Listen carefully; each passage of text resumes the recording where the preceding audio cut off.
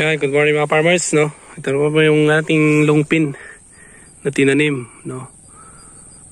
Nakita niyo naman po, marami pa rin mga mga damo. Yan mga farmers. Pero okay lang po siya, maganda po yung kanyang mga butil. Tignan po natin, yan, hybrid po mga farmers, ito na po, yan, ang ganda po tignan mga farmers. Ito, sabog tanim pong ginawa po dito. Makita nyo po.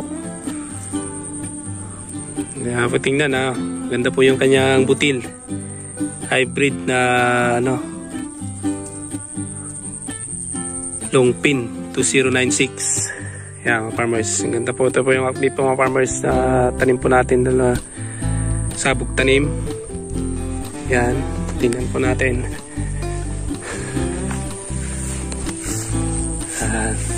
Mas sigurado pa po dito, 4,000 square meter po ito kaysa doon tinataniman ko ng 1 hektarya po, nasabog tanim na 3.2. Ito po, napaganda po ang kanyang mga butil.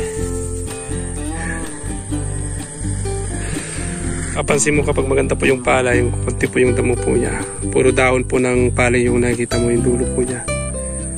And base po dito, medyo madamo lang siya, pero mas marami po yung kanyang palay po, mga farmers. Yan, lungpin, lapit nagki-yellow na. So may na to, may laman na. Yan mga farmers, mas maganda pa tong 4,000 kaysa sa 1.3 natin sa Santiago.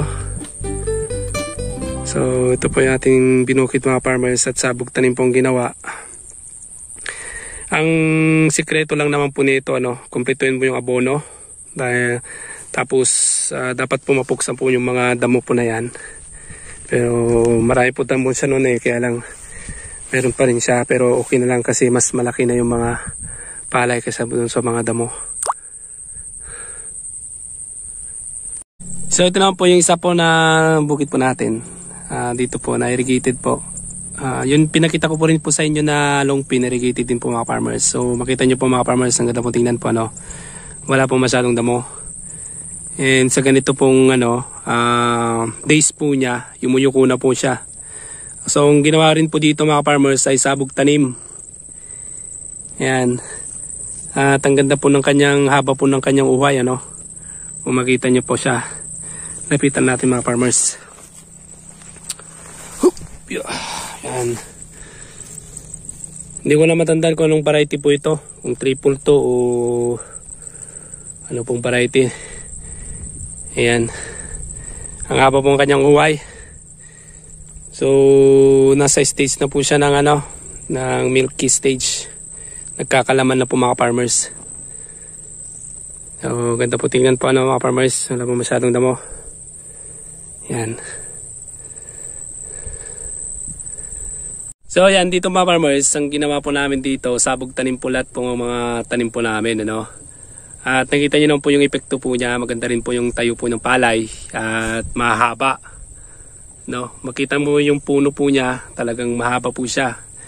Yung tawag nito, stem po niya, mahaba. And kapag maganda yung pag-abono po natin, yan po yung resulta po niya mga farmers. And sa mga nagtatanong po wala po kami tinatanim na lipat tanim po dito. Kahit irrigated po siya mga farmers Take note po, irrigated po ito. And sabog tanim na pong ginagawa, yan na po yung tsura. Tapos dito mga farmers, yung mga kapitbahay natin, halos dito sa lugar po namin,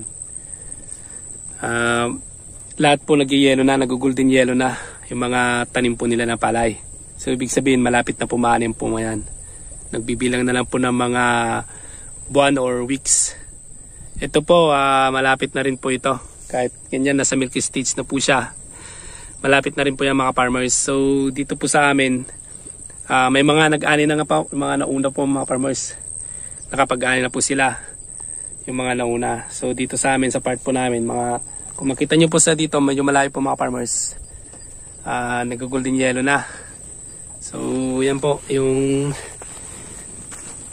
ating mga updates sa aming ating mga tanim. So salamat mga farmers sa mga viewers po natin, subscriber. So hanggang dito na po yung mga vlog po natin. Maraming salamat. Yan sa muli po. Bye bye. Yan mga farmers, dami na golden yellow. Halos lahat po ng mga palay po dito. Tapos malakas pa rin po yung dali po ng tubig po dito sa amin. Sa bandang aron po mga farmers meron ng umani.